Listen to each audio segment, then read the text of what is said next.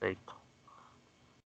Entonces, bueno, hemos llegado a nuestra última sesión de la primera edición de nuestro curso, capítulos de la Biblia en el arte. Estamos combinando con nuestro tercer tema sobre la Biblia y el arte barroco. Hoy específicamente desarrollaremos los temas bíblicos en la obra de Rembrandt. Entonces, primero para tenerlo como nuestro contexto histórico, nuestra ubicación temporal y espacial, nos remontamos primero a los Países Bajos, la región que hoy en día reconocemos como Holanda, como sitio de uno de los fenómenos culturales más importantes del periodo barroco y también de la pintura universal. Entonces, bueno, primero conocer un poquito qué son los Países Bajos, cómo llegan, bueno, cómo se desarrolla pues su generación. Entonces nos comentan Rolf Thoman, los Países Bajos presenciaron durante el siglo XVII una época dorada. Esta denominación proviene del escritor holandés Arnold Houbraken, que en el año 1721 publicó el libro Groot Schuburg, en el que reúne las vidas de los artistas neerlandeses del siglo anterior, es decir, del siglo XVI. De los numerosísimos pintores de los Países Bajos se considera una importante cantidad mayor a la de ningún otro país en ninguna otra época. Bueno, es natural, estaba escribiendo un holandés sobre sus colacionales, ¿no? Esto está haciendo el recuento del arte en su propia región, ¿no? Entonces, primero aquí algo importante, ¿no?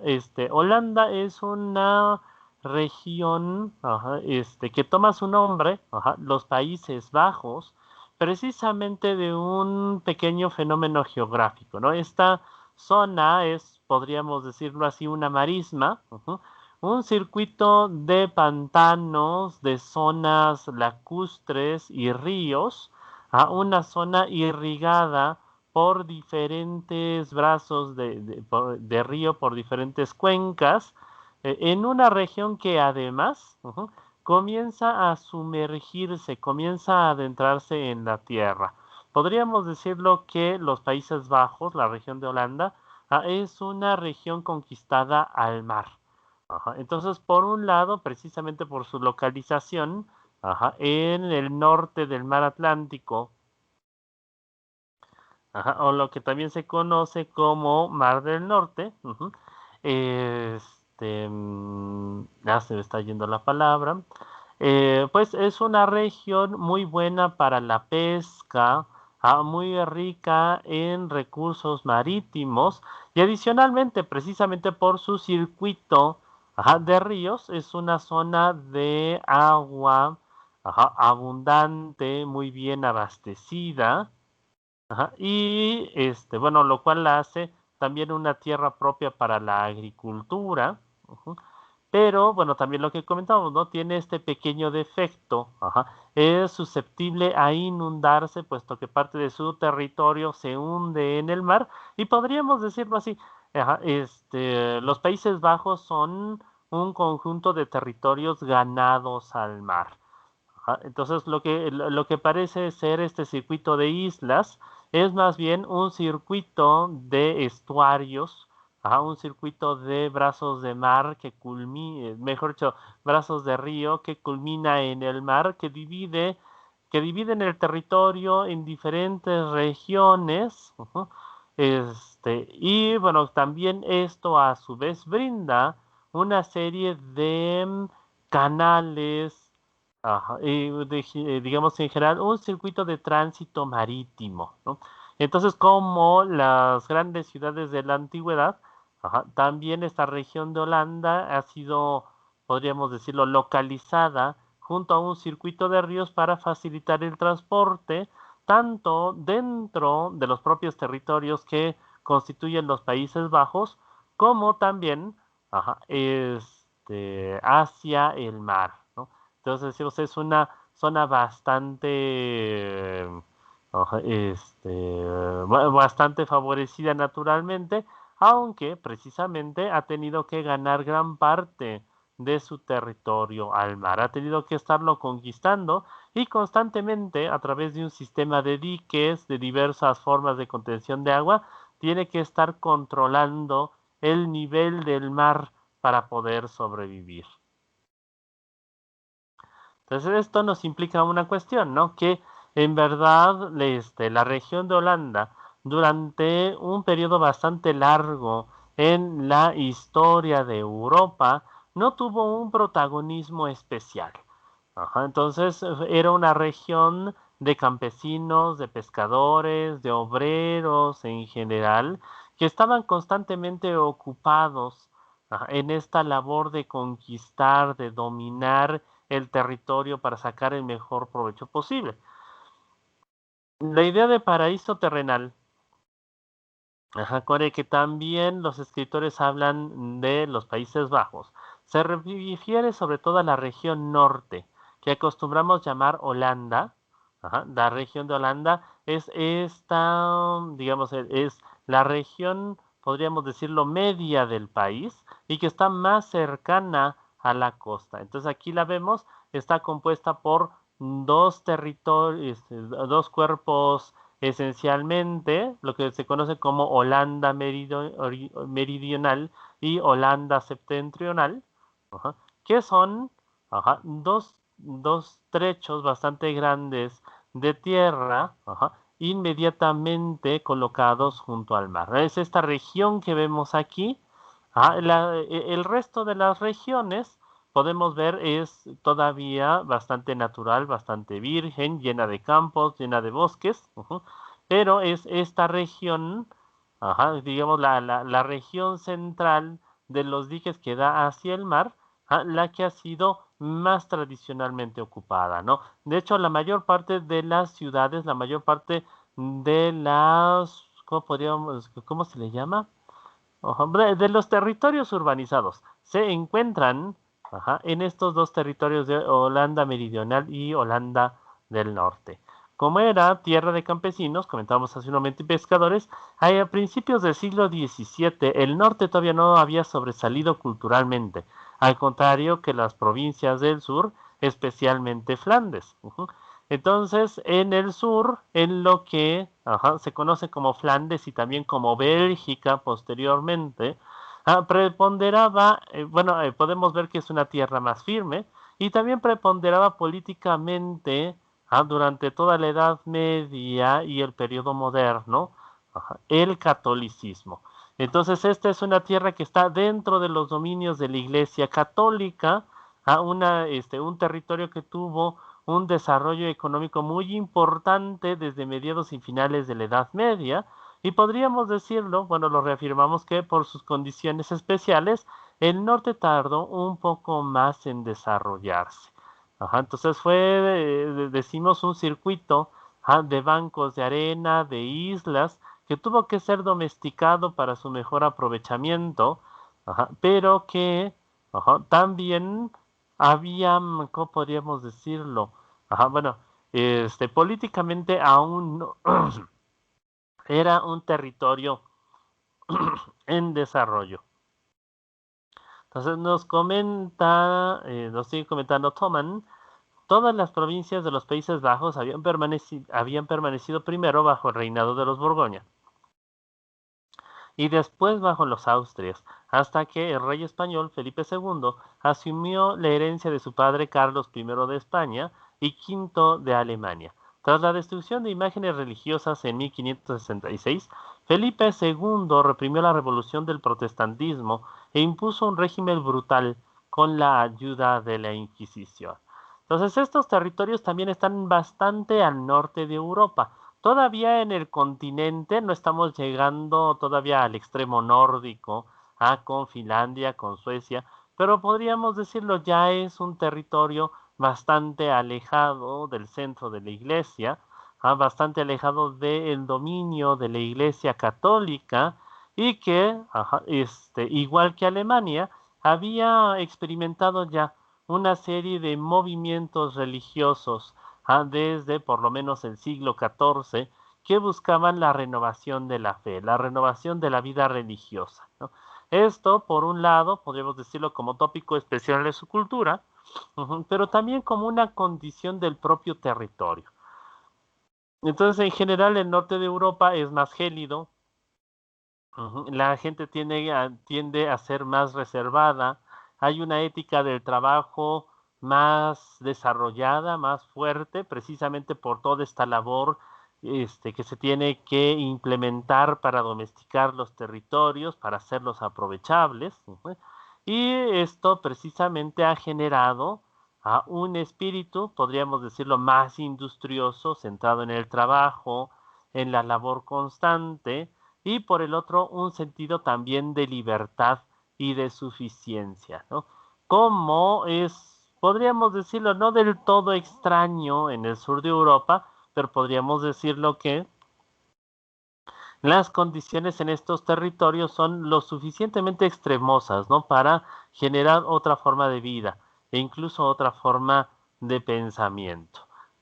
Entonces, la región va a verse escindida en el siglo XVI sobre todo, por las guerras religiosas que van a llevar a la separación de las diversas regiones del país, ¿no? Entonces, Bélgica, que originalmente pertenecía al territorio de los Países Bajos, termina escindiéndose, mientras que el territorio del norte, que conservará el nombre de los Países Bajos, precisamente, u Holanda, más ampliamente conocido con ese nombre, uh-huh,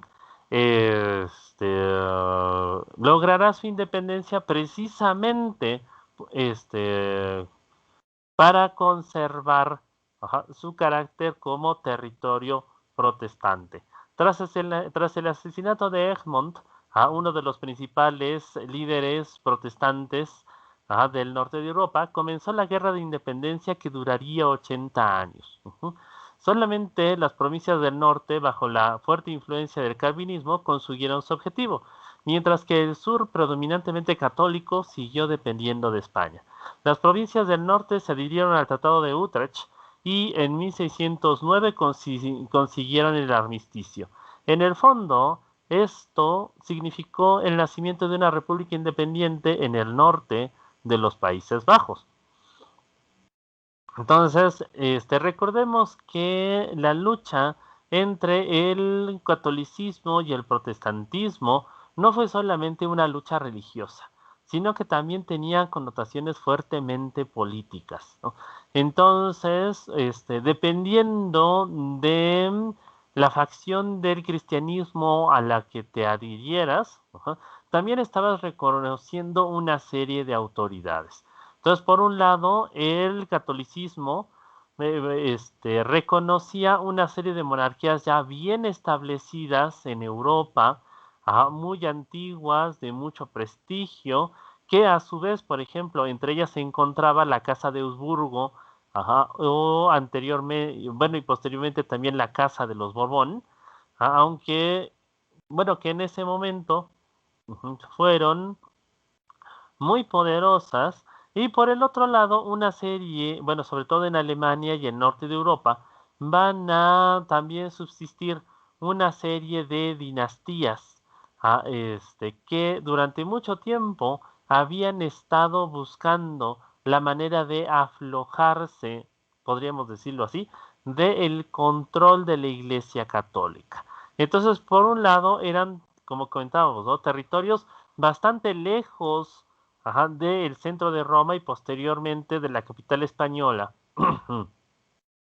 como para sentirse coaccionadas, como para tener un verdadero sentimiento de dependencia hacia la Iglesia Católica. Y por el otro lado, en esa región se había desarrollado una forma de cristianismo especial, de un cristianismo tradicional, que va a tener como última expresión precisamente el cristianismo protestante.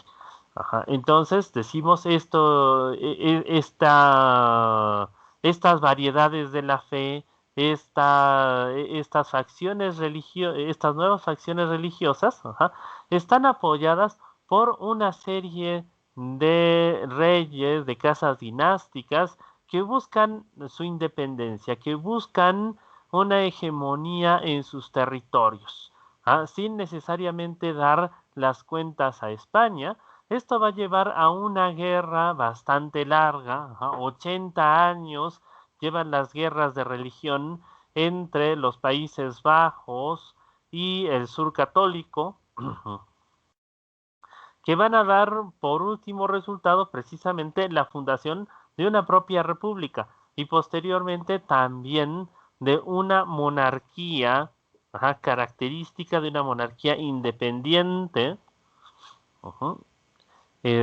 ¿Hasta aquí alguna duda, pregunta, comentario?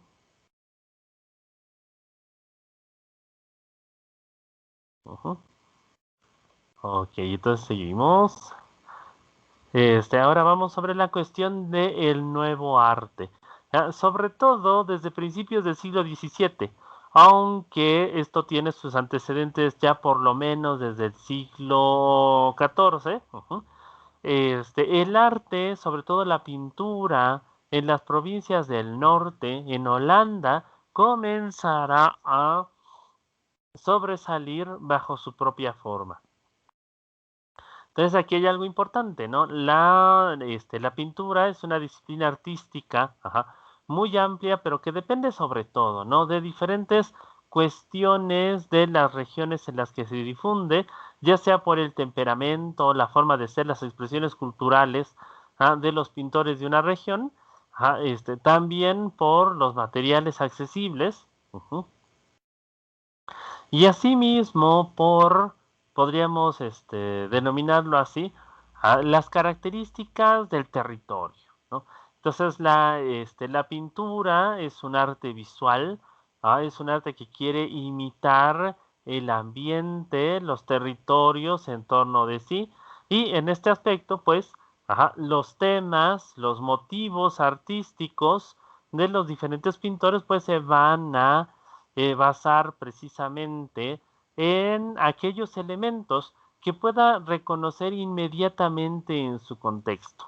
Entonces, en este aspecto, la pintura holandesa va a moverse entre los paisajes típicos de Holanda, los canales, los circuitos urbanos y por el otro lado también su naturaleza.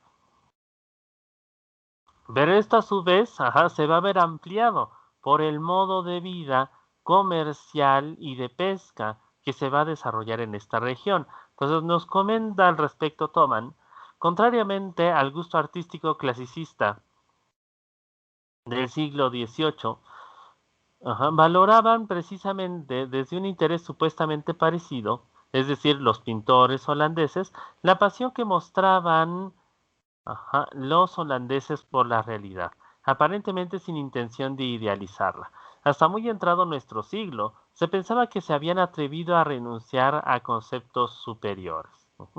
Entonces, si algo, vamos a verlo más adelante con otros ejemplos, destaca en la pintura holandesa es su inclinación hacia un realismo puntilloso y sofisticado. Entonces el pintor holandés, podríamos decirlo a grandes rasgos, más que dado a pintar alegorías, más que dado a digamos, una conceptualización de la pintura, más bien tiende a acercarse lo más honesta e inmediatamente al ambiente que tiene enfrente de sí. Surrealismo, podríamos denominarlo así. Mm, Disculpen, es un realismo, fotográfico y que también tiene una gran connotación una gran connotación contemplativa, ¿no? Entonces, en este aspecto, al artista holandés, le interesa mucho reflejar cuestiones fundamentales como, por ejemplo, y esto lo podemos ver en el ejemplo de Jan Vermeer de Delft, la reproducción de la atmósfera del lugar, ¿no? si hace frío, si hace calor, si es un día soleado, si es un día especialmente húmedo. Entonces los colores del cielo, de las nubes, incluso los tonos de la piedra, de la arena, nos pueden dar importantes señas al respecto de lo que está ocurriendo en el ambiente. En este aspecto también es un artista muy observador de la arquitectura, de sus materiales, de sus estructuras, y podemos ver cómo en los diversos objetos y en los diversos materiales nos da constancia de los colores, de las texturas, la forma en la que el color absorbe la luz. Y en este aspecto podríamos decirlo, la pintura de Vermeer es casi, bueno, es tremendamente descriptiva, ¿no? Y también en este aspecto implicada con lo que tiene enfrente de sí. Entonces no vemos algún estilizamiento importante, no vemos una modificación de colores, no vemos, ¿cómo podríamos decirlo? Aparentemente, la búsqueda de una novedad en la composición, en los colores. Más bien vemos que el artista, bueno, o mejor dicho, percibimos, por ejemplo, específicamente en esta obra, que simplemente el artista se ha sentado con su caballete, muy posiblemente en la puerta de su estudio, en la puerta que apunta hacia el astillero de la ciudad, y está pintando todo tal y como lo ve. Ajá.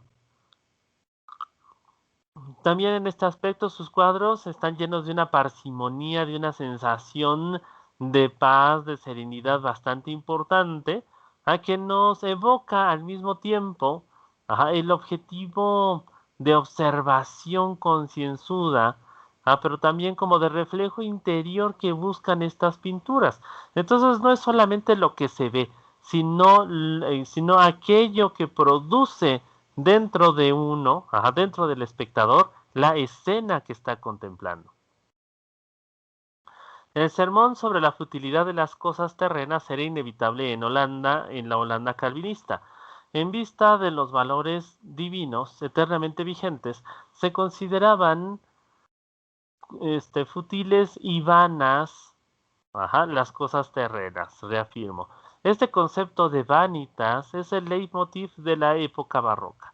De hecho, no parece que se haya manifestado de forma tan persistente en ningún otro lugar como Holanda, donde los ciudadanos relativizaban siempre sus deseos mundanos e incitan a llevar una conducta moralmente virtuosa. Entonces, movimientos como los menonitas, los puritanos, por ejemplo, tienen su origen precisamente cerca de la región de los Países Bajos. Entonces, una región que por un lado se ha caracterizado tradicionalmente por un fundamentalismo cristiano muy fuerte, y por el otro lado precisamente por esta idea de la renuncia a los placeres de la vida. Primero decíamos, el terreno en verdad no deja mucho que gozar, es visto bajo las condiciones de los duros inviernos europeos como hasta cierto punto un oponente. Cuando llega a exhibir una belleza, podríamos decirlo, sobre todo en el norte de Europa, esta es muy efímera, es muy corta, el periodo de la primavera, del verano, podríamos decirlo que es bastante breve, y a grandes rasgos, aparte de la floración y otros pequeños fenómenos, podríamos decirlo que casi en verdad no se diferencia mucho de la época de otoño-invierno, la época fría, ¿no? Entonces, precisamente como están muy al norte, los inviernos son especialmente un poco más largos que en el resto de Europa. Y esto, decíamos, ¿no?, da por pie a que la temporada cálida, la temporada de el crecimiento de la naturaleza, de la exuberancia, sea especialmente corto y que sea entendido así, precisamente como de brevedad, de aparición fulminante, y en contraparte, ¿no?, lo que tiene que hacer El hombre del norte de Europa, en contraste, pues es soportar las situaciones de la vida y disfrutar las pequeñas bellezas cuando éstas se presenten, ¿no? Pero siempre con esa idea, de que esa aparición, de que esa forma de ser, siempre será rápidamente absorbida, ¿no? Por la dureza del ambiente, por la dureza de las circunstancias. Entonces tenemos aquí una mujer rica guiando a su sirviente en las tareas diarias en el patio. Entonces lo que podemos ver es precisamente este territorio frío, de luz baja, de luz débil del norte de Europa. Podemos entender que a pesar de el sol aparentemente preponderante dentro de esta escena, el frío es en verdad digamos, uno de los protagonistas de la escena, en el sentido de que podemos entender que los sombreros, las capuchas de las mujeres, las telas gruesas, los vestidos, los vestidos gruesos, zampones, son la protección esencial, ¿no? Precisamente frente a la dureza del clima. Podemos ver blancos, ¿cómo podemos decir? Emblemáticos, ¿no? En la piel, en los mantillos, en la ropa, que nos indican por un lado en la mujer rica precisamente su buena condición, sus mangas blancas son prácticamente para que no se manchen, y en contraparte en la mujer pobre podemos ver la ausencia de esas mangas, que nos indican que precisamente bueno, está realizando constantemente trabajo, entonces para no ensuciarse, mejor no se pone este estilo de mangas blancas, ¿no? Entonces, a través de estos detalles, la pintura nos ofrece mucha información sobre la época. Decimos, nos habla del clima, nos habla de las condiciones sociales, ¿no? Nos habla también de los materiales, de la forma en la que está organizada la ciudad. Podemos ver cómo los distintos lotes de la ciudad están divididos por barreras, por bardas de madera que aún así están comunicadas, bueno, comunican entre sí algunas casas, algunas las separan definitivamente. En medio de este patio podemos ver, ajá, digamos, un pequeño gusto, algunas flores que brotan de arbustos alrededor del jardín, sobre todo plantas que han crecido, podríamos decirlo, por accidente, ¿no? Que han surgido entre las baldosas, y las maderas del patio. Podemos ver por allí algún mantillo que se ha dejado para que se oree, posiblemente recién lavado. Podemos ver el circuito de los canales de agua que despejan la pileta en el centro del patio, la vieja llave para despachar el agua, el cobertizo para, digamos que sirve como bodega, y también el techo en el que se acumula un poco de leña para posteriormente llevar al fogón dentro de la casa, ¿no? Entonces podemos incluso, ¿no?, entender parte del funcionamiento del hogar en aquella época. Decimos una pintura concienzuda, una pintura de alta observación, en la que aparentemente no se nos está contando ningún concepto abstracto, ¿no? Pero precisamente a la hora de analizar, a la hora de meditar sobre las relaciones entre los objetos, el ambiente, los personajes, podemos darnos cuenta de que en verdad los cuadros tienen mucho que ofrecer, para la meditación, para la hipótesis y sobre todo, y para eso están hechos este tipo de cuadros, para el disfrute, en el sentido de que uno puede, precisamente entretenerse en todos estos detalles, puede dar sus hipótesis, puede crear sus propias historias sobre qué están haciendo las mujeres, cuál es el menú que están decidiendo, qué es lo que está pensando el hombre o de dónde viene el hombre del fondo de la escena, ¿no? Entonces son obras bastante interesantes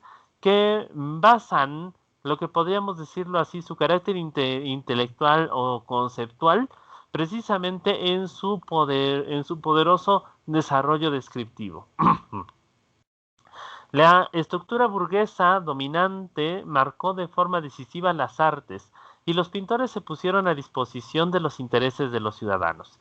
En estas condiciones se establecieron variedades de pintura completamente nuevas, paisajes y naturalezas muertas, hasta entonces solo admitidos como accesorios ornamentales en la pintura histórica. Se emanciparon como temas autónomos. Entonces vemos que la pintura, comentábamos, en Holanda, bueno, se concentra mucho en los pequeños detalles, no tanto en los grandes temas históricos o en los grandes paisajes, sino que podríamos decirlo así, el paisaje de los holandeses es la pequeña escena. El pequeño espacio íntimo, la habitación, el salón, o en este caso, por ejemplo, con los bodegones, con la pintura de género, en especial las mesas y las bodegas de las casas. Entonces, no es que no los haya, grandes pinturas de tema histórico, en la Europa del Norte, pero podríamos decirlo que también esto es muy importante, ¿no? Frente a la prohibición de la creación y uso de las imágenes religiosas por parte del protestantismo. Entonces la producción pictórica va a volcar hacia la representación de la vida. Entonces los clientes no van a pedir vírgenes, santos, las escenas clásicas, ¿cómo podríamos decirlo? Mejor dicho, las imágenes clásicas de la Biblia para la veneración, ¿no? Esto lo vamos a ver más adelante con Rembrandt, porque incluso hasta el tratamiento de la Biblia, podríamos decirlo, está secularizado, ¿no? Entonces no se busca la representación de esas escenas del cielo y de los santos divinamente tocados, ¿no? Sino que podemos ver primero, antes que nada, lo que vemos aquí son escenas extraídas de la propia vida, ¿no? Y que en este aspecto también tienen que ver con la exhibición del potencial económico, bueno, y en este aspecto, esta es una creencia muy típica del norte de Europa, de las bendiciones que Dios ha concedido a los hombres a través de el bienestar económico. Entonces, todos estos productos que vemos en la mesa no deben ser entendidos simplemente como la exhibición, ¿no? Del menú del día, o de la excelente loza que contienen los señores, sino que aparte de eso, es precisamente la exhibición de la bendición económica que Dios ha otorgado a aquellos que encargaron estos cuadros, ¿no? Entonces, Peter Claesson von Heda es uno de los pintores más importantes, más insignes del siglo XVII holandés. Entonces podemos ver en él una serie de composiciones engañosamente sobrias, en el sentido de que si bien los fondos y las superficies en los cuales recrea sus escenas son aparentemente simples y también los temas, podríamos decirlo así, son sencillos, mesas servidas listas para los comensales o mesas en proceso de montarse para que lleguen los invitados al banquete.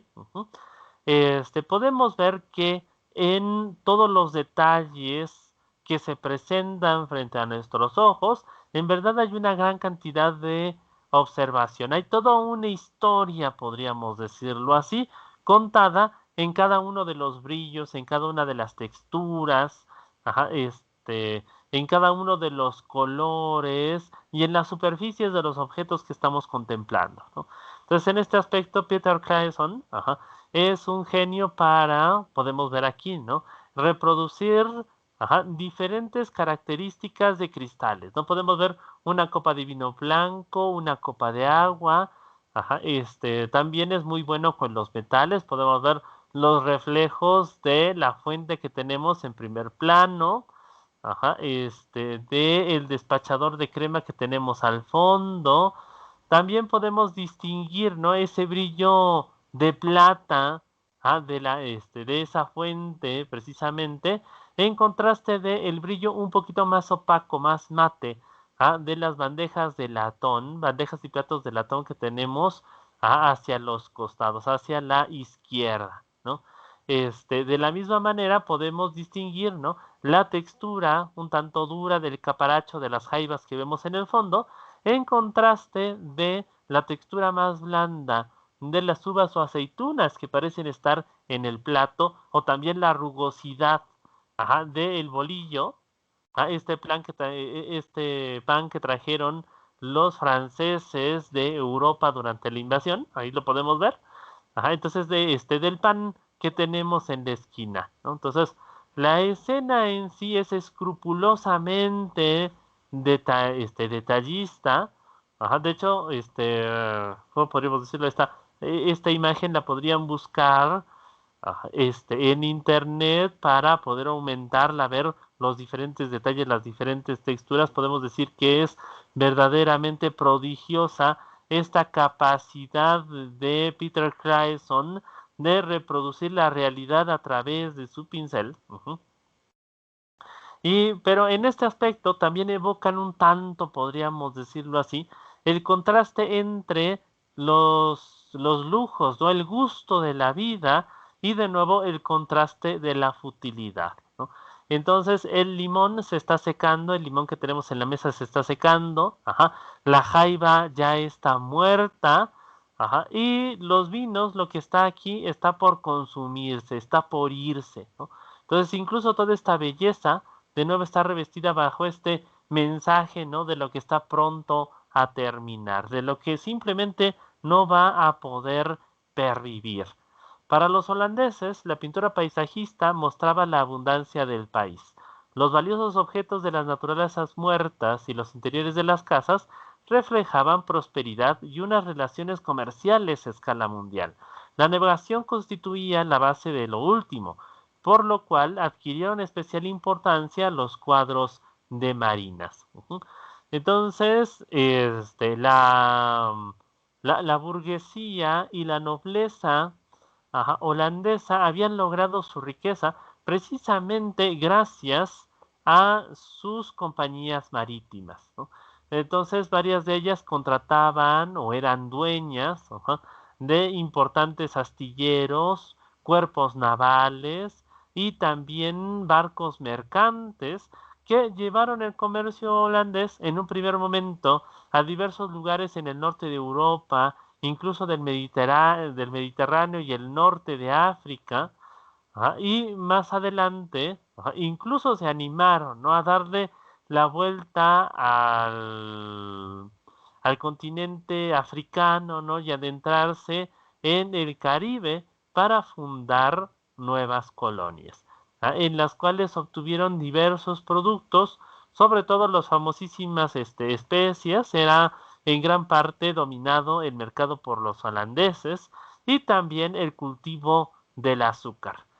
Entonces, a través de esto, los holandeses, por un lado, enriquecieron, ¿no?, llenaron de ciertos placeres sus territorios, pero también, esto bien importante, basaron su vida, su destino, precisamente en el mar, ¿no?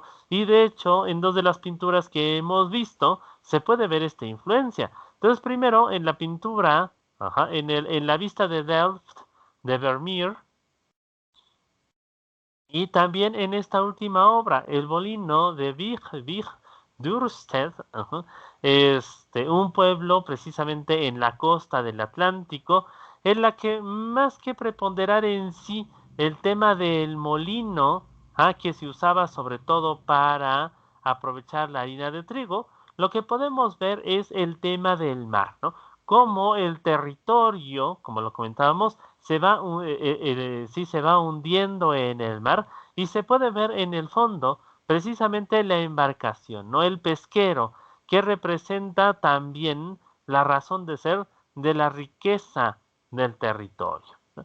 Entonces esta idea, ¿no?, de Holanda, la tierra de los molinos, es muy antigua, pero no solamente significa, ¿no?, se me ve el nombre, un tópico folclórico, ¿no?, que embellece el paisaje, sino que precisamente el molino es el símbolo de la industria, del esfuerzo del holandés por conquistar el territorio, y al mismo tiempo también las hojas del molino, es decir, las aspas del molino, recuerdan las velas de los navíos, ¿no? Entonces es una asociación tanto con el territorio como con esta vida marítima de la sociedad holandesa.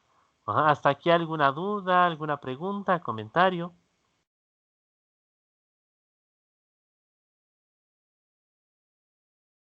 ¿Mm? No, no, no, por el momento. Entonces de aquí pasamos.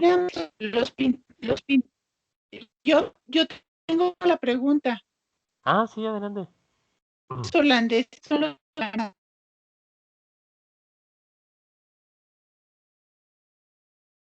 ¿Sí me escuchas? Como que se corta tu sonido a ratito. Que si los pintores holandeses son los llamados pintores flamencos.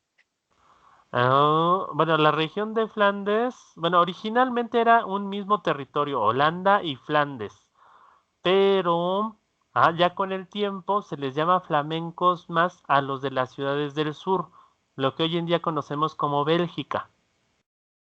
Ah, ok. Ujú. Esa era mi duda.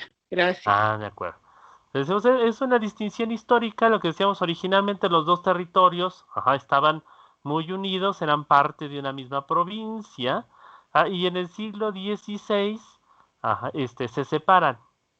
Pero las primeras ciudades en las que destacó el arte, por ejemplo, Brujas, se me va aquí el nombre de la otra ciudad, era Brujas, no, Ámsterdam ya lo dijimos.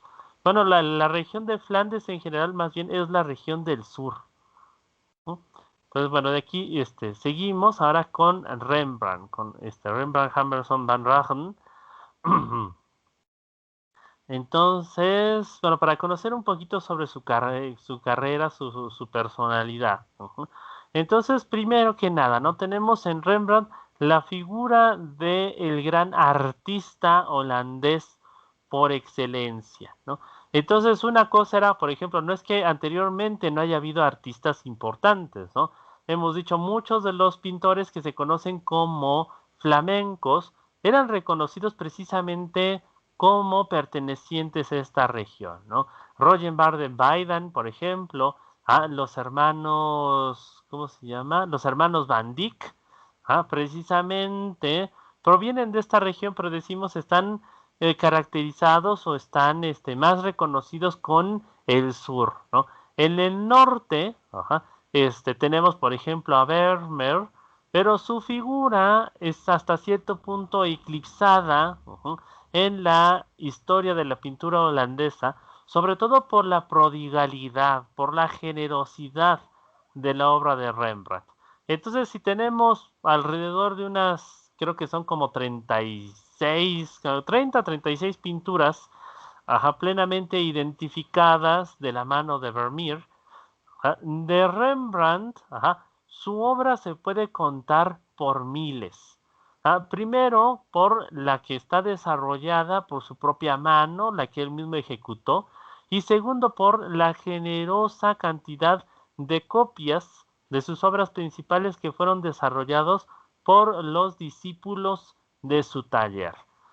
Entonces en este aspecto, bueno, también cabe comentar, de hecho, que experimentó, por ejemplo, con la gráfica, con diferentes formas de estampación, y en este aspecto, su obra tiene que contarse todavía, ¿cómo podríamos decirlo? Más, ¿no? Entonces, por un lado, su forma de dibujar era bastante rápida, bastante espontánea, podía desarrollar una idea de una manera bastante rápida, y por el otro lado también su técnica de pintar, para lo que se estilaba en aquella época es, podríamos decirlo así, bastante veloz, ¿no?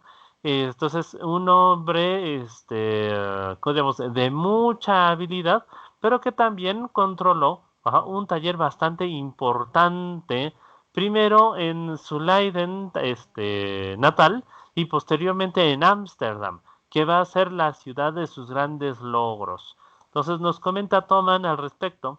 Rembrandt nace en Leiden en 1606, muere en Ámsterdam en 1669. Llegó a la cumbre de su carrera alrededor del año 1640. Entonces estamos hablando que alrededor de los 40, alrededor de los 34 años, Rembrandt comienza a destacar como artista. En aquella época, de una manera bastante tardía, pero en verdad ya tenía bastante trayectoria para cuando logra consolidarse finalmente en Ámsterdam. 9 años antes había abandonado su ciudad natal, Leiden, donde había realizado sus estudios de pintura y dirigido su primer taller, para establecerse en la ciudad de Ámsterdam, ya que ahí se recibían más encargos.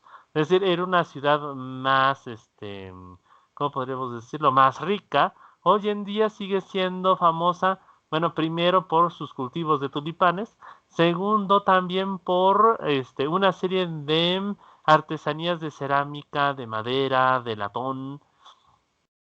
Podríamos decirlo, era una ciudad más industrial y por lo tanto también en la que habían familias burguesas y nobles más ricas, de recursos más abundantes y también más desarrolladas culturalmente, ¿no? Es decir, que tenían en este aspecto casi para la época un gusto, una afición necesaria por la pintura. Solo en los 4 primeros años de su carrera en Ámsterdam, entonces estamos hablando por ahí de 1900, de 1631 a 1635, realizó cerca de 50 retratos y se le comenzaron a pagar 500 florines por un cuadro, cuando un obrero ganaba por entonces cerca de 100 florines al año. A ver, estaba haciendo una cuenta, estaba intentando, ¿no?, entender con números digamos, lo que ganaba Rembrandt en aquella época. Entonces veamos aquí, ¿no? Estaba haciendo yo mi cálculo, a ver si encuentro la calculadora. Oh, ya se borró la cuenta. Pero sí, para que podamos calcular la riqueza de Rembrandt en sus primeros años, y eso que todavía no terminaba de destacar del todo. Entonces déjenme ver por aquí.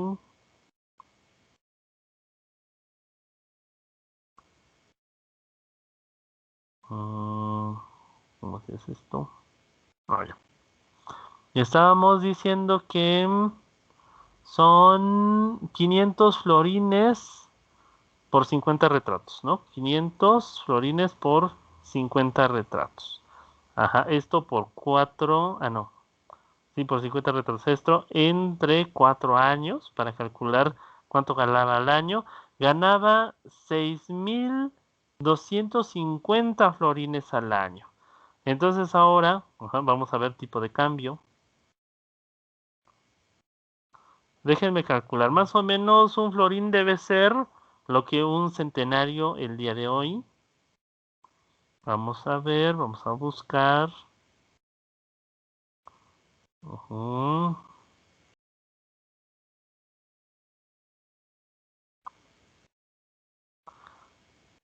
Hoy en día un centenario vale...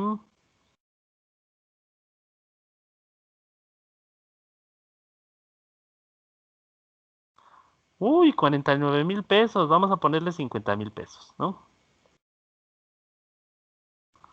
Pues para hacer el cálculo,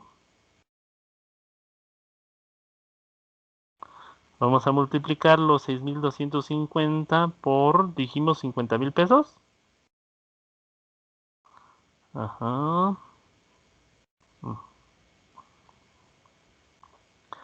Entonces, uy, no, ganaba más de 300 millones al año el señor. Bueno, si hubieran sido pesos mexicanos modernos, ¿no? Increíble.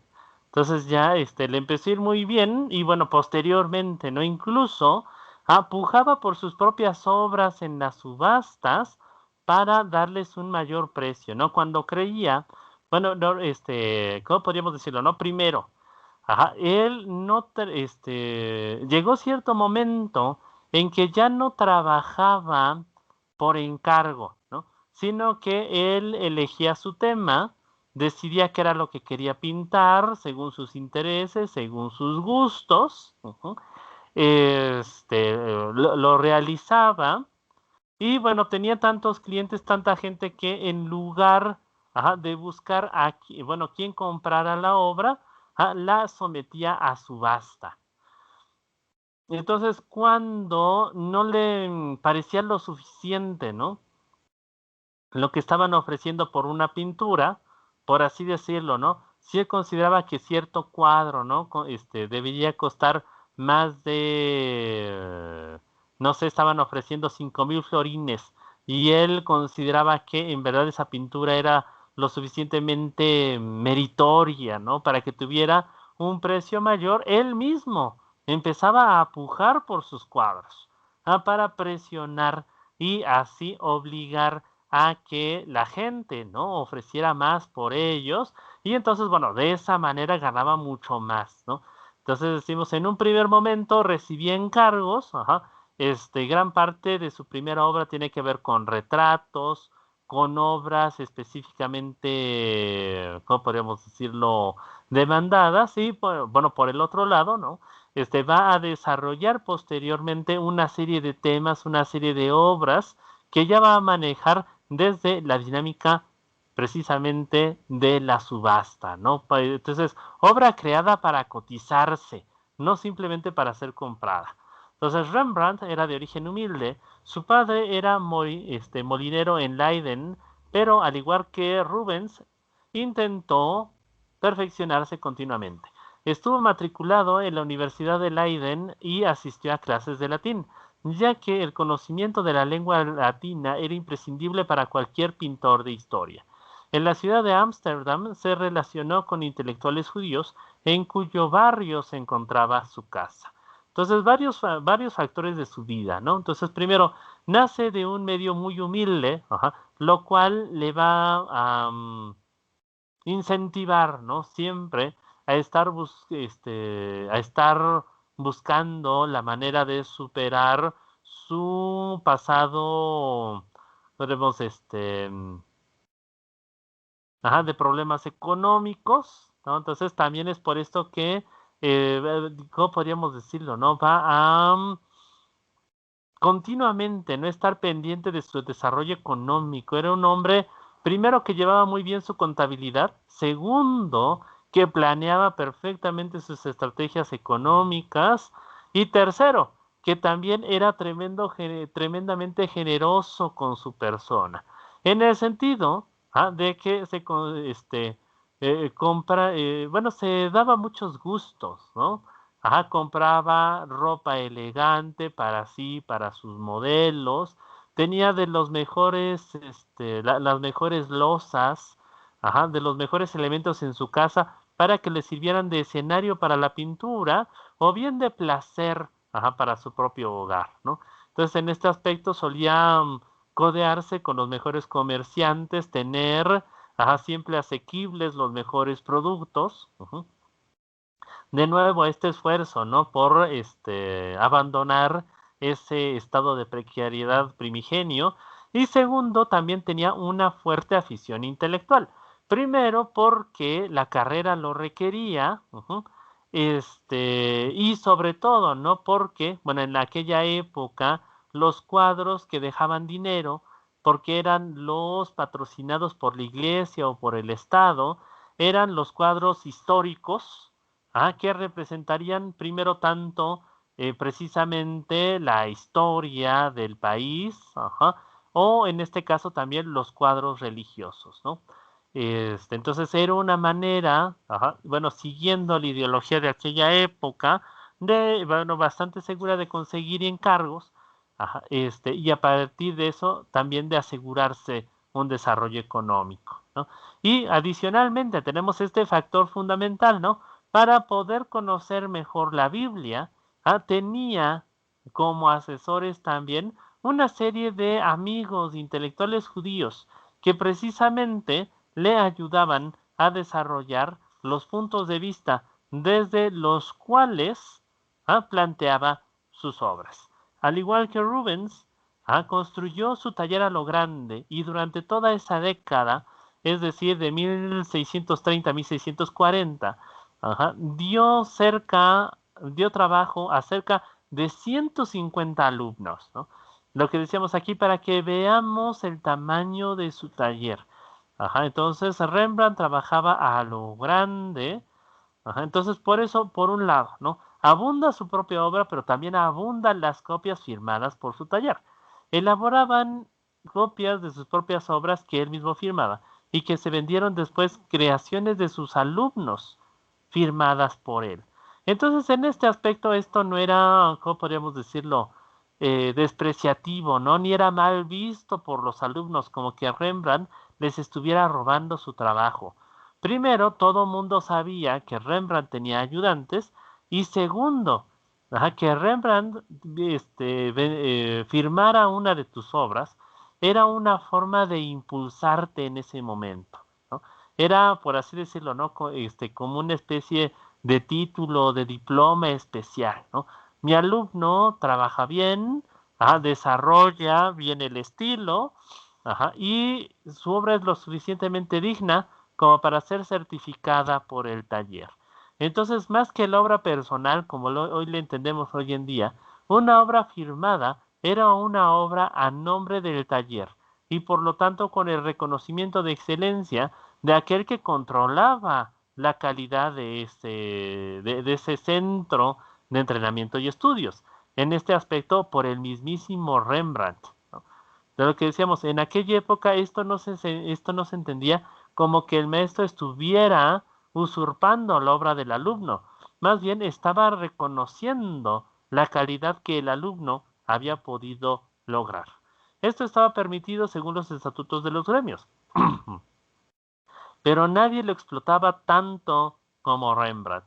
Entonces, precisamente como tenía muchos encargos, como vendía mucho aparte, se subastaba, entonces pues constantemente, ¿no? Precisamente para pagar primero, ¿no? Esa increíble cantidad de salarios.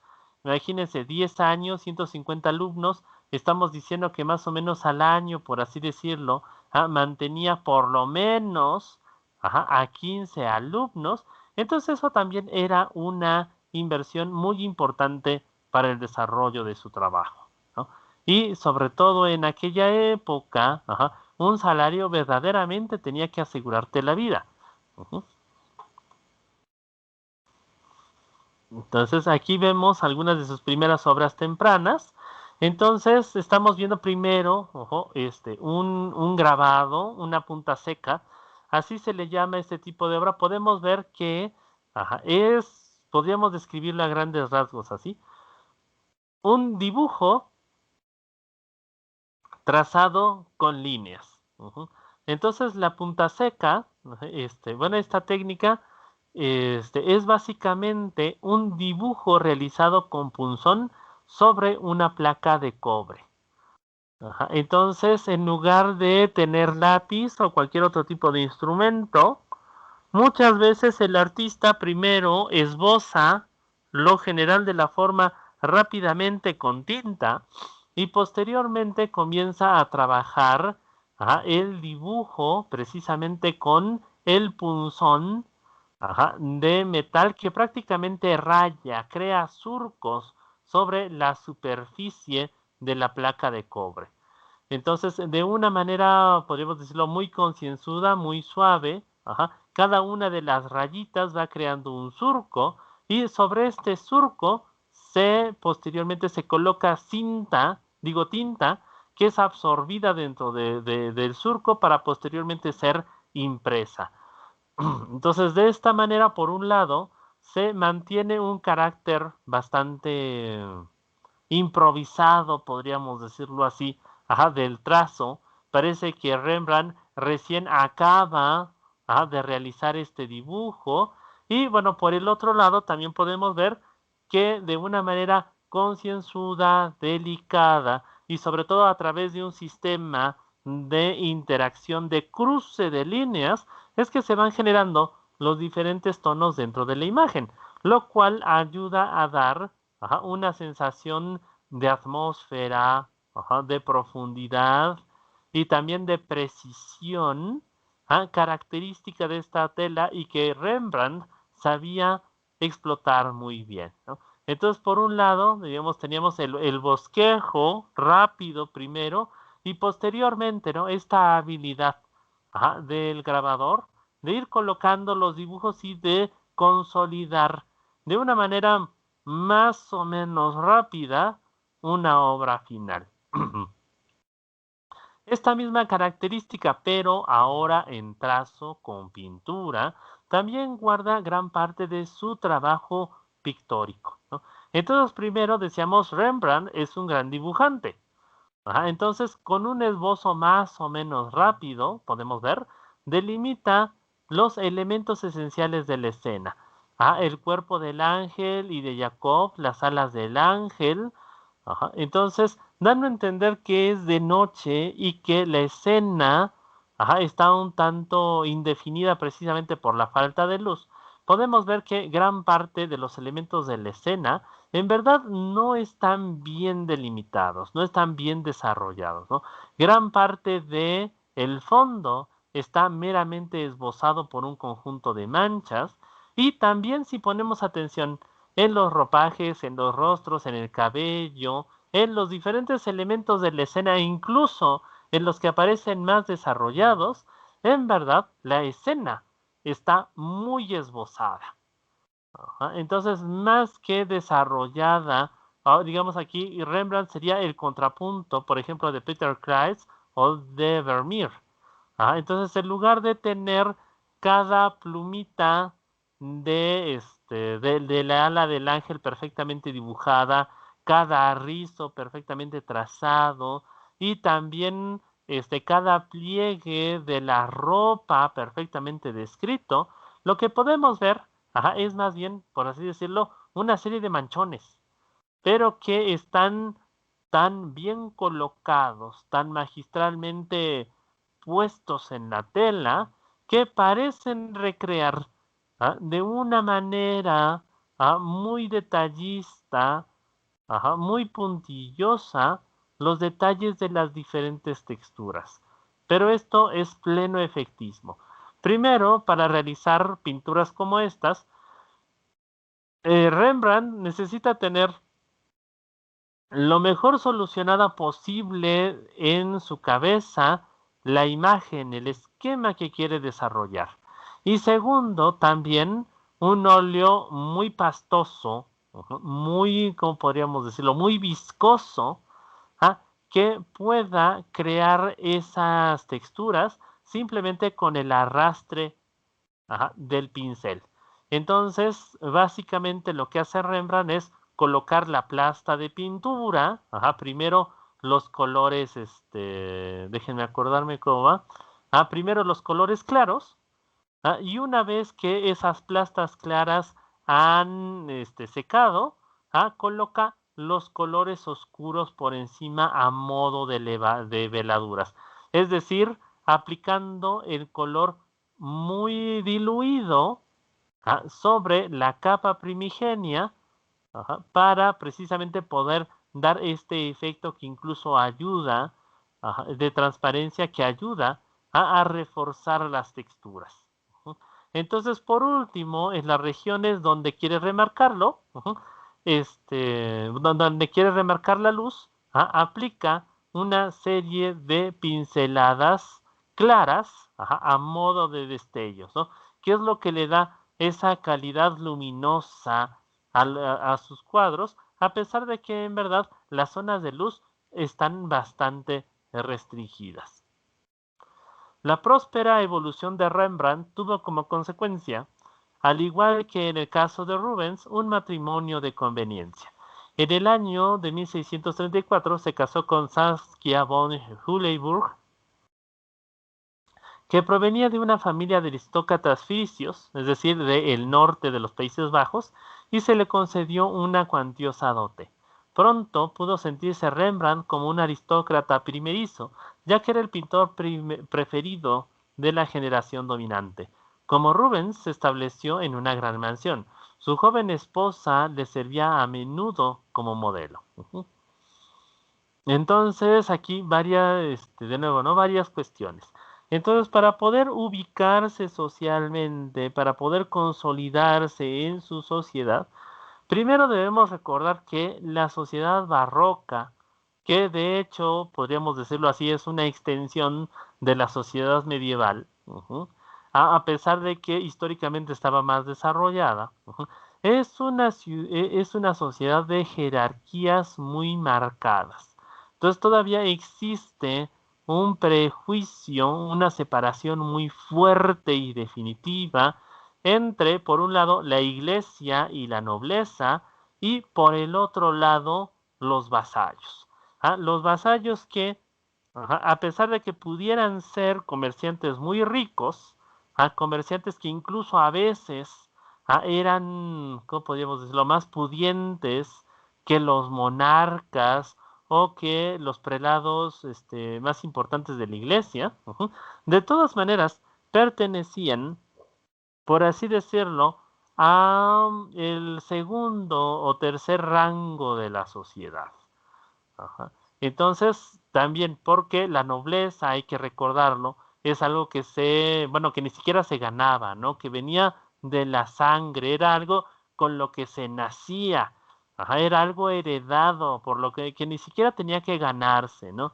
Y en contraparte, una buena posición económica y sobre todo bajo la condición de vasallo, era algo que tenía que ver con mucho trabajo, con un esfuerzo de generaciones, con una serie, muchas veces, ¿no? También de restricciones que los propios comerciantes se tenían que imponer precisamente para ir acumulando y acumulando dinero para que ello les pudiera socialmente significar precisamente una ascensión, una llegada a un nuevo estado. Pero también algo importante, en las condiciones naturales o en las condiciones usuales de la Edad Media y de gran parte del periodo moderno, simplemente la nobleza no se iba a poder lograr por mérito. Entonces, lo único que quedaba en aquella época, que es lo que hicieron Rembrandt y Rubens, fue unir su sangre con los de la nobleza, ¿no? Incluso esta cuestión la podemos ver en el propio Miguel Ángel, ¿no? Entonces, cuando muere, le aconseja a su sobrino, al que le va a dejar su herencia precisamente, que se case con una mujer noble, pero que haya caído en desgracia. Primero, para que no haya cómo rechazarlo. Y segundo, para que de esa manera la sangre de la familia quede unida precisamente con la de los gobernantes. Entonces, y en este aspecto lo que decíamos, eso significaría precisamente la llegada final de los pintores a la cumbre de la sociedad. Y de hecho recordemos también, esto es importantísimo, que precisamente en el periodo barroco, algunos pintores verdaderamente pudieron lograr que se les concediera un título de nobleza. Entonces, no solamente ya se codeaban, no frecuentaban a los nobles, sino que ya eran parte de ellos. Esto, por ejemplo, lo va a lograr Velázquez en España, lo va a lograr Van Dyck en Inglaterra, y bueno, otros autores. Aquí decimos Rembrandt un tanto forzado, ¿no? Porque no es algo que le hayan concedido el título nobiliario, pero a través de su familia lo pudo lograr para mejor dicho, a través de su mujer, lo pudo lograr para su descendencia, ¿no? Entonces, parte de esta influencia de la comunidad judía sobre la pintura de Rembrandt, vamos a ampliar un poquito más sobre esto en el siguiente punto, es, ¿cómo podríamos decirlo?, ¿no? Este carácter orientalizante de sus pinturas. Sobre todo las que tienen que ver con el Antiguo Testamento, ¿no? Entonces, aquí hay dos cuestiones, ¿no? Primero, algunos de sus modelos, efectivamente eran judíos, incluso algunos de ellos eran rabinos, que posaron como los ancianos, como los personajes importantes de estos cuadros. Y segundo, también la migración turca, que en Alemania y en los países del norte de Europa era bastante significativa ya para aquella época, ¿no? Entonces, aunque duela la comparación, pero podríamos decirlo así, los turcos eran los mexicanos del norte de Europa. Gente que con mucho esfuerzo llegaba a establecerse en los lugares y que sobre todo buscaba oportunidades de trabajo y de crecimiento económico. Entonces estos personajes llegaban al norte de Europa con su, ¿cómo podríamos decir? Con su ropa exótica, los turbantes, las túnicas que ya no se usaban mucho en el norte de Europa, las joyas, los gobelinos, los velos, etcétera. Y es por eso que podemos ver precisamente en las obras de Rembrandt a muchos personajes caracterizados con este tipo de prendas tradicionales de los países árabes y también del Imperio Otomano. ¿Hasta aquí alguna duda, pregunta, comentario?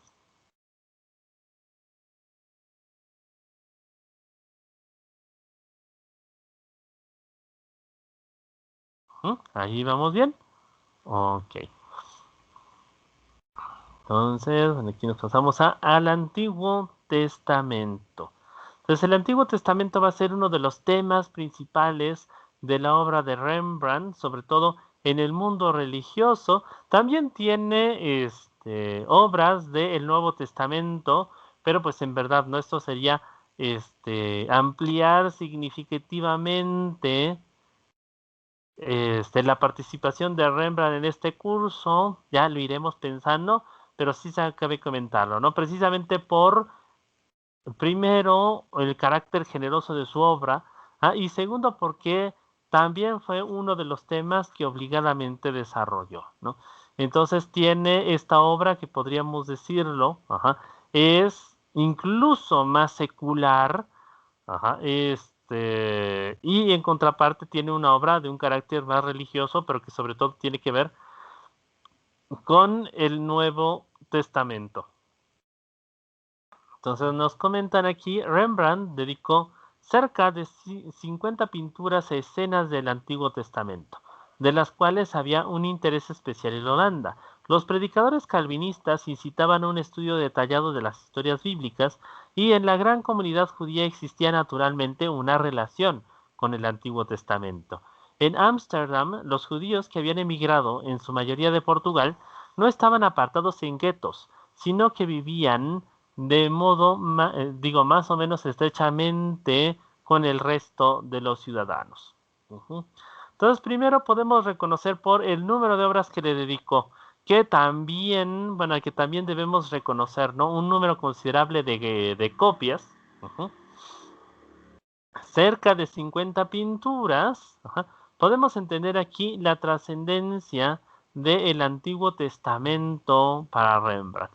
Algunas de estas pinturas fueron realizadas precisamente para clientes cristianos, especialmente protestantes, pero también para clientes judíos. Entonces vamos a ver esto, ¿no? Entonces primero, ¿no? Para los protestantes, recordemos esto, las pinturas, las imágenes de culto no están permitidas o no son consideradas muy populares, pero por el otro lado recordémoslo incluso, ¿no? En la Iglesia Católica, digamos, en la iglesia más tradicional. En verdad, a pesar de que algunos de los personajes del Antiguo Testamento llevan el título de santos, en verdad no son en la práctica popular considerados como tales, ¿no? Entonces, yo no conozco mucha gente que le prenda su velita a San Rey David, al San Rey Salomón, que le pidan favores, ¿no? A una que les gusta Santa Esther, a una Santa Miriam, o que, por ejemplo, Moisés, ¿no? Sea, déjeme pensar, no sé, patrono de los jueces, ¿no? Entonces, en verdad, ¿cómo diríamos? Para la Iglesia Católica, para la Iglesia en general, los personajes del Antiguo Testamento no tienen esta carga, podríamos decirlo así, de santidad, de, digamos, este estigma, especial que les concede la Iglesia Católica, y por lo tanto también para los protestantes no es tan incómodo, podríamos decirlo así, pintar, hablar, meditar sobre las historias del Antiguo Testamento. Porque precisamente no es la costumbre mandar a hacer un cuadro de José, el hijo de Jacob, de los patriarcas, etcétera, no es exactamente un tema religioso. Lo que decimos, la propia costumbre católica no lo considera así. No hay una veneración especial por ninguno de los personajes del Antiguo Testamento. Si acaso por los ángeles, ¿no? Que hay parroquias, iglesias, pueblos dedicados a San Miguel, a San Gabriel, pero de nuevo, ¿no? Recordemos, los personajes del Antiguo Testamento no tienen una consideración especial de santos por la Iglesia Católica y por lo tanto, de nuevo, ¿no? No son personajes incómodos para el universo protestante. Y también lo comentábamos, ¿no? Aquí hay algo importante. En la seguridad, en una cierta relación de igualdad de los ciudadanos judíos con, en general, ¿no? El resto de los ciudadanos en los países protestantes, en general se desarrolló un clima de tolerancia y de acercamiento entre las dos comunidades, ¿no? Por un lado, los judíos habían llegado ahí precisamente escapando de la Inquisición, primero en España, después en Portugal y después en varios de los países de los que intentaron refugiarse hasta que alcanzaron muy buena acogida en las naciones que habían adoptado el protestantismo como su forma de religión popular, ¿no? Entonces ahí no se veían perseguidos, bueno, con el paso del tiempo sí, pero podríamos decirlo que en un primer momento no se veían perseguidos, y por el otro lado, se sentían tan cómodos que empezaron a adoptar costumbres, tradiciones, modos muy cercanos a los de la población cristiana, de tal manera que en este aspecto, los judíos del norte de Europa, los que posteriormente serán denominados conservadores o liberales, sí llegaron a adquirir un gusto por la pintura, un gusto por este tipo de expresiones culturales que eran más bien consideradas propias de los cristianos, pero precisamente porque había comenzado a formarse un tipo de pintura que no era necesariamente considerada sagrada, un tipo de pinturas en este aspecto sobre el Antiguo Testamento que no eran imágenes de devoción y que por lo tanto eran hasta cierto punto toleradas por las autoridades judías. Entonces era un tipo de obra que no necesariamente tenía que ser reprimido, que tenía que ser condenado, sino que era un tipo de pintura que también un judío podía tener en su casa. También al respecto, no se ha comentado mucho sobre la ascripción religiosa del propio Rembrandt, que si era protestante, que si era católico. Entonces, hasta donde se tiene noticia, él era católico, pero en su época él no hablaba mucho de eso, para poder conservar lo mejor posible las relaciones con las diferentes facciones entre las que se movía, católicos y protestantes, y también a través de eso no dejar de tener encargos de ninguno de los dos bandos, ¿no?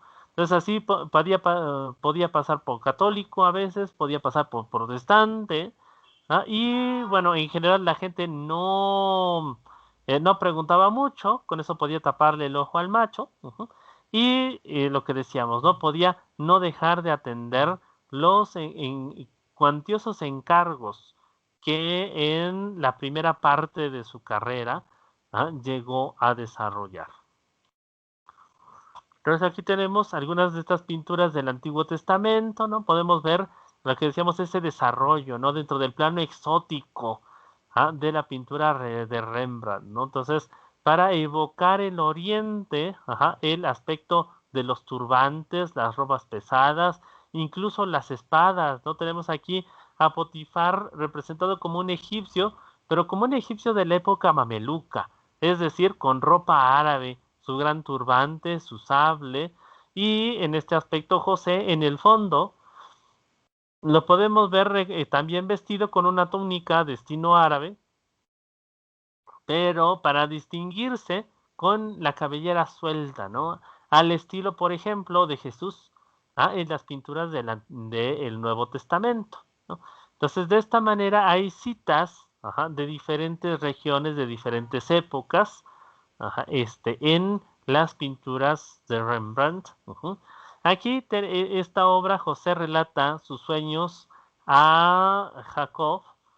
Podemos ver lo que comentábamos, este carácter fuertemente esbozado de la pintura de Rembrandt, ¿no? Entonces aquí estamos viendo una pintura en sus fases iniciales, ¿no? Cómo empezaba a pintar Rembrandt, y esto es, como podríamos decirlo, lo que en contraparte, ¿no? También nos ayuda a fascinarnos todavía más de los resultados geniales de el acabado final de sus cuadros. Entonces podemos ver primero, ¿no? Cómo Rembrandt comienza con un dibujo muy esbozado. Entonces no es el dibujo detallista del Renacimiento o del Neoclásico.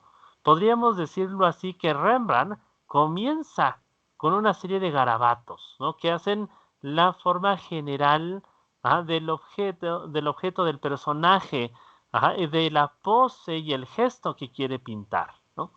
Entonces, esto lo podemos ver como se esboza el contorno de las figuras muy rápido, y también la situación general de las luces y de las sombras que finalmente va a desarrollar. Entonces, una vez que ha esbozado las figuras, comienza a colocar también de una manera muy esbozada, podríamos decirlo muy, muy temperamental, casi abstracta, aunque esto no se va a desarrollar sino en los siglos posteriores. También los colores, colores térreos, colores muy apagados, pero que ya avisan su tono final por regiones, ¿no? Entonces podemos ver cómo localiza ya, por ejemplo, en este aspecto, un tono amarillo marrón para la cabellera de José que está hablando, el blanco de las prendas en general, el color térreo de los colores, digo, de los medios tonos desde los cuales se va a desarrollar el cuadro. Hay un tono relativamente rosado en el rostro de Jacob que vemos aquí. Hay también un poquito de tonos azules, de tonos naranjas, ¿no? Para dar a entender el color final de las prendas que está pintando. Y bueno, posteriormente en las siguientes capas de pintura, también capas de pintura muy gruesas, muy generosas. Todas esas luces, todas esas sombras van a llegar a su color final, ¿no? Entonces, por un lado hay una armonía general de colores precisamente obtenida a través de esta dinámica en general de las pinturas de Rembrandt, y también una sensación no de un color dosificado, muy localizado en regiones específicas de sus obras. Se puede suponer que quien siempre encargaba escenas del Antiguo Testamento pretendía actualizarlas, proyectadas como paradigmas en la propia existencia y en el presente. Las historias podían manifestar ejemplos morales a través de la parábola. Susana profesaba una castidad virtuosa, mientras que Daniel era considerado un ejemplo de religiosidad, pues había salvado a Susana de la condena. Entonces, primero, ¿no? Recordemos esto, digamos, el rasgo típico del cristianismo del norte de Europa y de su forma de interpretar la Biblia, ¿no? La comenta la hermenéutica tradicional, que las historias del Antiguo Testamento van a ser conservadas en la Biblia cristiana, no como fundamentos de doctrina, sino como ejemplos de moralidad. Entonces, la doctrina ha sido establecida por Cristo y explicada por San Juan, ¿no? Y entendemos en la teología tradicional cristiana que si bien el Antiguo Testamento también es palabra de Dios, fue una palabra, podríamos decirlo, corregida, y llevada a su esplendor por el Nuevo Testamento. Entonces, en este aspecto, si el cristianismo todavía conserva, el Antiguo Testamento, la Biblia judía, es precisamente para obtener una inspiración moral de ella, ¿no? Y en este aspecto, las historias de los diversos personajes del Antiguo Testamento van a ser entendidos como ejemplos, o de una buena o de una mala conducta, y también de valores específicos: la honestidad, la bondad, el peligro del pecado, la tentación, la castidad, la fe, la virtuosidad, etcétera. Y entonces cada personaje del Antiguo Testamento, va a ser relacionado con un valor específico, con un valor importante dentro de la hermenéutica en este aspecto del protestantismo, y que también, digamos, va a dotar de un nuevo valor a todas estas figuras bíblicas. Y también esto es importante, ¿no? Y que sobre todo está estableciendo un punto de contacto, incluso podríamos determinarlo así, un punto de contacto, dentro del mundo espiritual. Incluso podríamos decirlo amable entre las diferentes comunidades que se encuentran en los Países Bajos, ¿no? Entonces, con la representación de este tipo de escenas, se pueden sentir cómodos, podríamos decirlo así, los protestantes, los católicos y los judíos.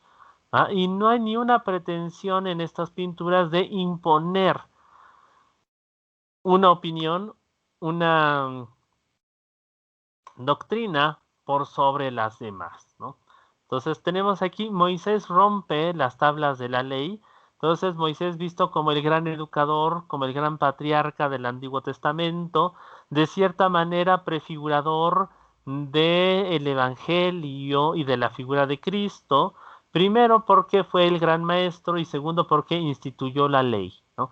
Ya posteriormente Cristo va a instituir la ley del amor, la ley de la caridad, y también va a ser el gran maestro del Nuevo Testamento, ¿no? Entonces, podríamos decirlo en este aspecto: la figura de Moisés y de Jesús son equivalentes, pero lo que decíamos, también la figura de Moisés dentro de este aspecto es más secular, es la figura de un sabio, casi casi podríamos decirlo como de un filósofo, ¿no?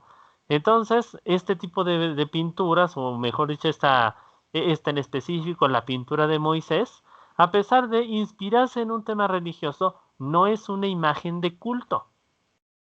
Entonces, en este aspecto, para un católico podría ser una pintura muy agradable, ejemplar y edificante de las historias del Antiguo Testamento. Para un cristiano sería valiosa, sería inclusive bella, y para un judío, incluso podría ser una pintura cómoda, ¿no? No hay alusiones a luces divinas ni Espíritus Santos, mejor dicho, en estas pinturas, ¿no? Entonces, podríamos decirlo, es una pintura neutra, ¿no? E incluso tiene ¿cómo podríamos decirlo? Este aspecto extra, ¿no? Este detalle apreciado, o mejor dicho, apreciable culturalmente: la escritura de los mandamientos en hebreo, que vemos en la parte de arriba, es coherente verdaderamente con el texto judío, ¿no? Entonces, en este aspecto, lo que decíamos, ¿no? Verdaderamente puede interesarle esta pintura hasta a un intelectual, o a un rabino, y no le molestaría, precisamente porque no fue hecha con la intención de convertirse en un ícono religioso, sino precisamente en un ejemplo, ¿no?, de valor moral, de tesitura moral. Entonces aquí el drama de Sansón y Dalila, vemos a Sansón que después de beber está dormido sobre el regazo de Dalila, que comienza a cortarle los rizos que le dan la fuerza, que le dan su especial poder, para entregarlo a sus enemigos filisteos que ya van entrando en ese momento a su casa. Entonces, siguiendo el tópico orientalista que comentábamos, ¿no? La túnica de Dalila con seda y brocados está preciosamente desarrollada en esta pintura. También el cinto y el sable que lleva Sansón, a modo de espada, a modo de arma. Entonces, en este aspecto, ¿no? La escena está ilustrada entre las sombras, precisamente para dar a entender el secreto, la intriga, y por el otro lado también la trampa final, ¿no? Entonces, hasta el mejor de los hombres tiene que aprender a aprender en quién confiar, ¿no? Porque hasta la más bella y aparentemente más honesta puede ser la peor de las traidoras. Decimos, un mensaje moralista que tiene que ver con una forma del mundo protestante de concebir las Sagradas Escrituras. Salomón desarrolló una inteligencia proverbial y Abraham, que confiado plenamente en Dios, estaba dispuesto a sacrificar a su hijo Isaac, personificaba la obediencia inquebrantable. Su fe y su confianza se consideraban ejemplares. Por otra parte, la base de las historias también ofrecía la posibilidad de expresar advertencias entre las debilidades de carácter. Ay, ya me perdí. O los malos sentimientos. Dalila, por ejemplo, se dejó inducir a la peor de las traiciones por una ambición egoísta. Entonces a Dalila le pagaron precisamente para traicionar a Sansón. Entonces, antes que nada lo traicionó por dinero, no exactamente por una causa que los hubiera enemistado, ¿no? Entonces, lo que decíamos, cada uno de los personajes del Antiguo Testamento va a representar un valor fundamental para la doctrina, bueno, mejor dicho, para esta dinámica, ¿no? De la moraleja cristiana, en la que incluso nosotros estamos acostumbrados, ¿no? Muchas veces de las historias bíblicas de David, de Salomón, incluso a veces hasta de películas, ¿no? Queremos sacar una moraleja, una instrucción moral.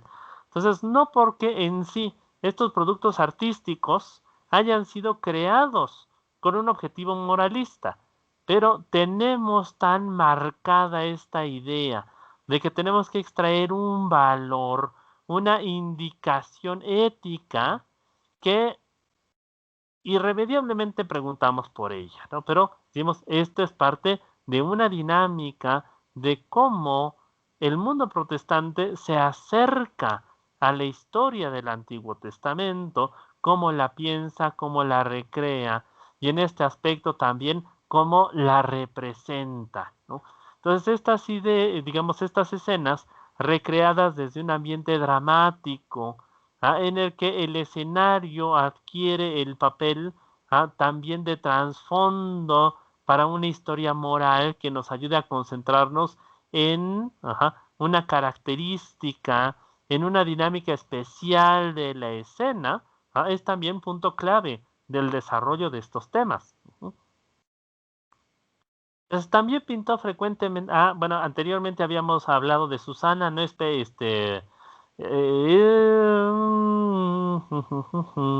ejemplo de virginidad, de castidad, que intentó, bueno, que unos ancianos intentaron presionar para que tuviera relaciones con ellos, ella se negó y posteriormente en venganza la acusaron frente al rey para, ¿cómo podemos? De que había intentado seducirlos, había intentado, ¿cómo podríamos decirlo? Tener una ventaja de ellos, y Susana se cayó, ¿no? Para no poner en vergüenza todavía más a unos ancianos. Y finalmente, bueno, Daniel pudo darse cuenta de las circunstancias, la pudo defender y obtener el castigo final para estos ancianos, ¿no?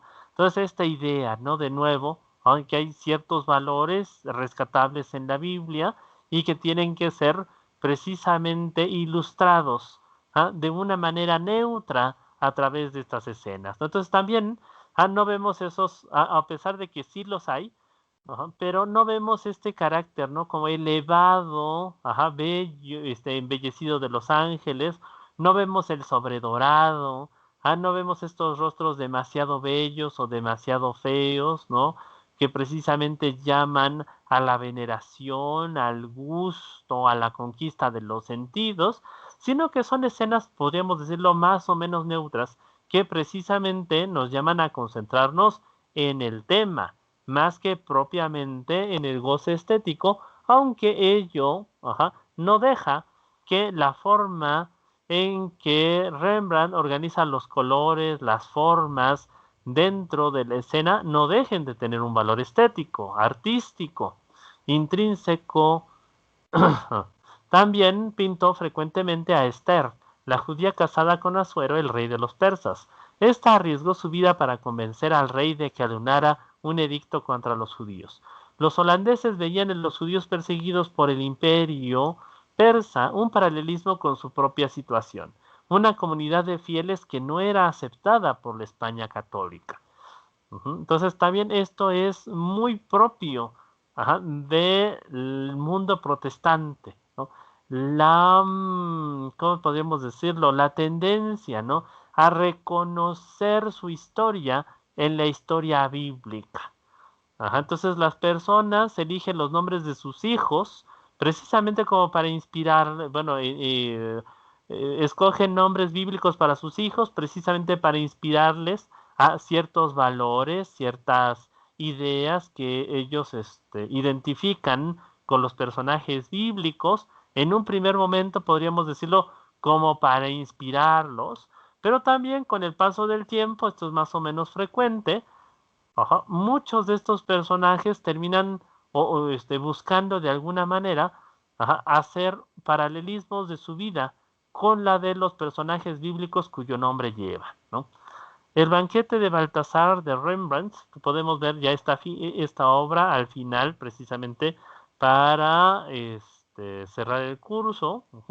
Entonces decíamos, vemos en ella, ¿no? El cúmulo de estas ideas de Rembrandt, de estas influencias. Decíamos, es una pintura hasta cierto punto que se inspira en un carácter religioso de la pintura tradicional cristiana, católica.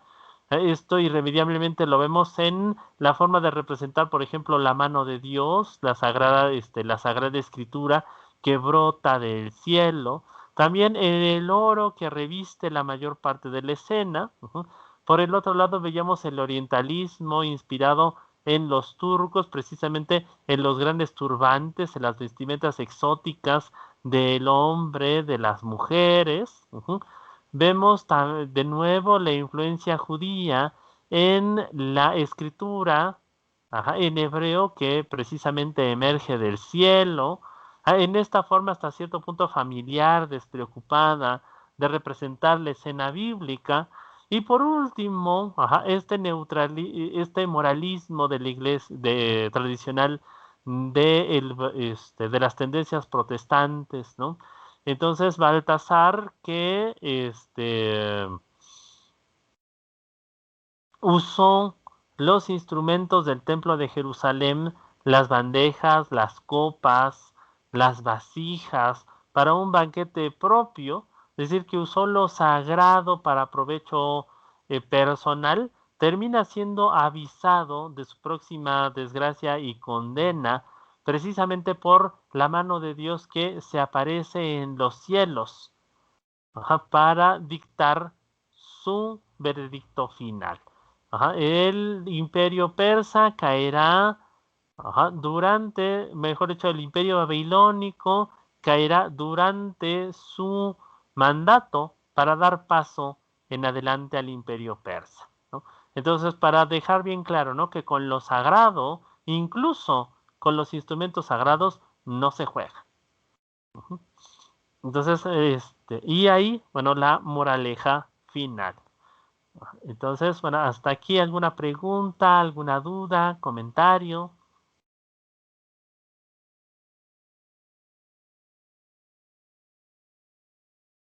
No, por mi parte no, Ah, Abraham.